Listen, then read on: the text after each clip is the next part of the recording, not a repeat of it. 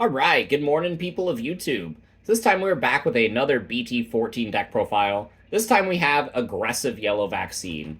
So you know when you're playing against a Yellow Vaccine player and they hatch their egg and they start doing Patamon stuff in the back and you're like, ah man, this game has the potential to take forever. Well, if you're playing this deck, that's not the case. This is the Yellow Vaccine deck that just goes burr and starts turning cards sideways, and it's a lot of fun. So if you guys like this kind of content, make sure you guys like and subscribe. And without further ado, we will start, as always, with the digi-panda.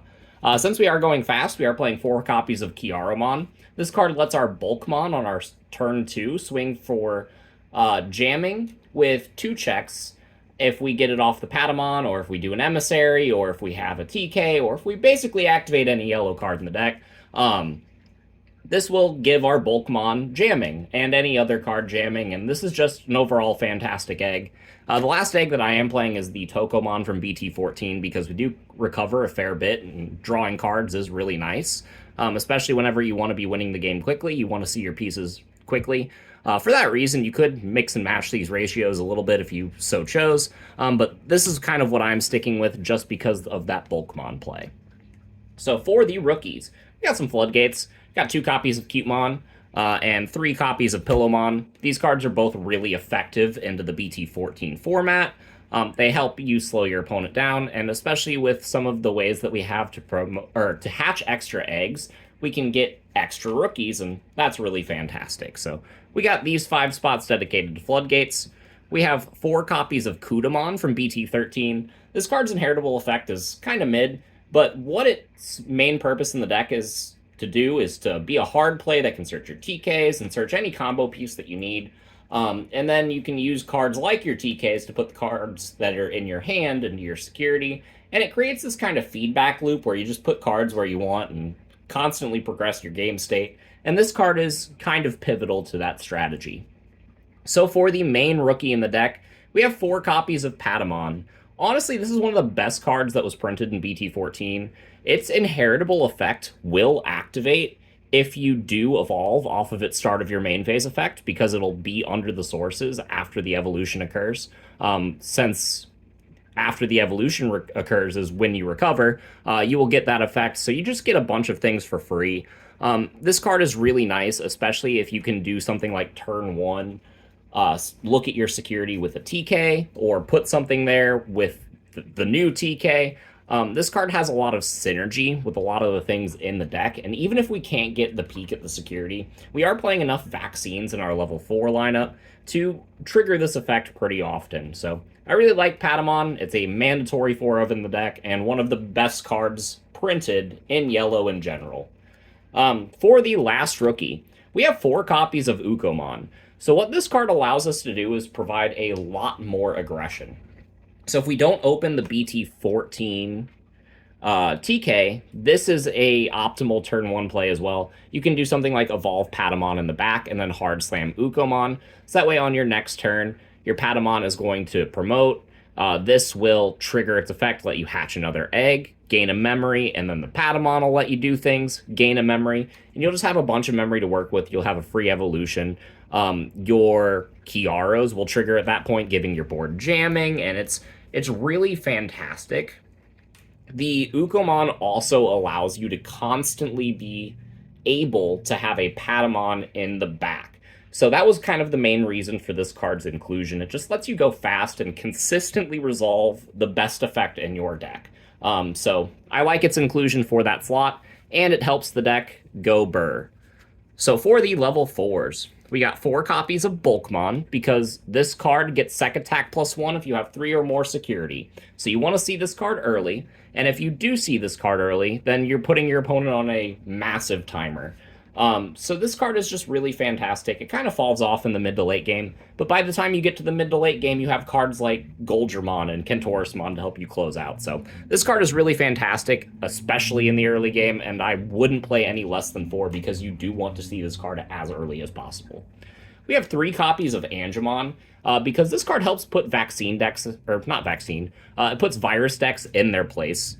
This card makes your matchup against Black War Greymon and Machinedramon kind of free and really helps against D-Brigade. Like, this is a overall fantastic card, and if you aren't playing against a deck that uses a bunch of Iris Digimon, this card still allows you to apply a lot of tempo, because if this card dies, then you're putting something into your security. If you evolve over this and it dies, and hey, you put something into your security, this card kind of sets up your Emissary of Hope and your Patamon effects, and it's just really fantastic. So I really do like the Angemon for what it does for the deck. I just think 4 is a little clunky. I'm playing 2 copies of Rapidmon. This card helps us control the board in ways that this deck really wouldn't have access to without a card like this. The ability to suspend a bunch of dudes is pretty cool. Spread minus DP where you want is pretty cool. And overall, this is just a pretty cool card. I really like Rapidmon's inclusion in the deck, again, because it just does some things that you wouldn't have access to without it. A play that I really like to do is put this over the Patamon using the Patamon's effect, or a card like Emissary of Hope, and then if they try to kill this, then it purges back down into a Patamon, and then on your next turn you can resolve a Patamon again, so that's really nice. This is an overall fantastic card. I am playing a single copy of Geogreymon from BT13 because I'm only allowed to play one. This card is pretty broken, and the ability to play a TK for free, especially since you're looking at your security so much and you'll always know if one is there, is really fantastic. And then to round out the level 4s, I'm playing 2 copies of Kazemon because I'm playing so many TKs and because cards like Kentorosmon can just give us 2 memory for free. This card is really effective at just being an extra attack in the late game, or being a level 4 that I can just kind of swing over something with and then be bait for Magna Angemon Ace. This is just an overall pretty good card, and I wouldn't play any more than 2 of it, that's for sure. And I've even considered the thought of cutting one, but you'll bottom deck this card a lot if you do only play one, just because of effects like the Kudamon. So I do like having 2 just so I can see it, and hybrid for game is always good, especially in an aggressive deck. So for the level 5s, the main one of the deck is going to be the 4 copies of Magna Angemon Ace. So this card is an amazing tempo piece. It's good offensively, it's good defensively. If your opponent tries to swing over your Bulkmon, then you just go, surprise, and then evolve into this and then blow them up. Or if you can't blow them up, you give them enough DPs reduction that they're suiciding into this card, which is fantastic. This card recovers. It's just a really good card. You can hard slam this for 4 on your turn with a Patamon in the back or something, just to apply a lot of pressure. If they don't remove this, then it's an evolve into Kentorus on your next turn. If they do remove this, then you still have your stack in the back. Overflow is kind of bad, but I think it more than makes up for just how good this card is, and I think that 4 is kind of necessary for a deck like as aggressive as this. The last level 5 I'm playing is a single copy of Rise Greymon. This card is in here to get extra TKs into play, and that's kind of nice. It's also in here because we just needed one more level 5. And its inheritable effect to give Sec Attack +1 can trigger sometimes with the Kentorosmon to get a full clear. And that's pretty good. In all honesty, this slot could be whatever you want it to be. I'm electing to play this, but I'm playtesting a couple different things in this slot, so let me know in the comments down below what you guys chose for this inclusion, but right now, it's the Rise Greymon from BT2. So for the level 6s, we got 3 copies of Kentorosmon, because this card is really fantastic. It just hasn't had a designated, good deck for it yet. And with the Patamon support, with Emissary of Hope, with a really good Ace Digimon in yellow, Kentorosmon finally found its niche. This card being a double attacker is really nice. Using Emissary to evolve into this and then gaining back memory is also really nice. You will be at a game state where there are 6 or less security a lot of the time because you are playing cards like Bulkmon. If you can get your opponent down to 2 security and you're at 4, then that's really fantastic because they're at 6. If you get them down to 1 security and you're still at 5, then that means cards like this can just kind of close out the game and give you memory.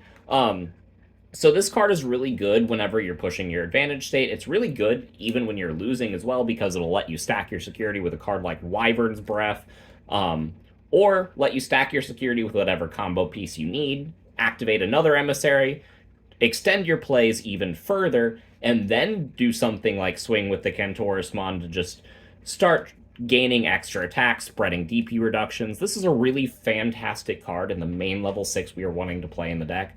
I'm just electing to only play 3 because I want to play a single copy of Goldramon from BT14. So this card does add some really neat things to the deck. Playing a bunch of extra bodies is really cool. Helping us go wide against certain matchups is really nice. Giving a recover, giving a blocker, and then just having the ability to play a token with Rush can help you close it out in certain situations. I really recommend that you play test the Goldramon. This is kind of the same mentality as the Rise Greymon slot. I did want another level 6 yellow, and I wanted it to be different than the Cantoris, and this is a slot that I've been messing around with, but I really do like Goldramon, and I think this is a card that you should play test because it's a lot of fun. Playing tokens is never a bad time. Ask any person that has played GOAT format in Yu-Gi-Oh! So for the Tamers, we have 2 copies of TK from BT1. This is a memory setter. It's got TK in its name, which is really important for the Emissary of Hope. This is just overall a fantastic card. Gives us a peek at our security, so our combos are more consistent. And yeah, this is, you play 2 minimum. I'm considering going up to 3. We play 4 copies of the BT14 TK. I see players play less than 4 copies of this card, and I just think it's a mistake. If you're playing any sort of yellow vaccine deck, you max this card out because it is just that good. It the more you get of the more copies of this card that you get in play, the more they just kind of stack as well. This is giving you information into your security because you are putting the cards that you want to evolve in there yourself, and that's just really consistent. It gains you memory. This is just overall a fantastic card. And yeah, I think this is the perfect Tamer lineup for the deck. The only thing I'm considering is adding another memory setter, either a third TK or maybe the Kari, but I think the TK name is very important in this list because of Emissary of Hope. This card is really stupid. For those of you that played in the couple weeks that you were allowed to play 4 copies of Hidden Potential Discovered, you will get flashbacks to that. You even in those weeks, you didn't play 4. You only played 3 copies of HPD, and that was kind of the logic with this decision in this deck, and it's really been working out for me. This is a card that, while it is really good just by itself, and this deck is built in a way that you can just kind of activate this card without any prior knowledge and resolve it 95% of the time. So that's really nice. But even still, I don't think you play 4 because you want to use 2 of these in ideal situations, and having any more than that in your hand is just kind of a brick. So I really like this card. It is really good in almost every situation, but you do kind of want to save it for whenever you have that knowledge that it's going to make the most impact. So that is my reason for only 3. So for the rest of the deck, we got 2 copies of Wyvern's Breath because we have a lot of ways to just put cards into our security with Cantoris, with all the recovery that we're doing. And having a deletion spell in our security is really good into decks like Fenrir, anything purple, anything blue, anything red. Like, this card is just really fantastic into a lot of decks this format.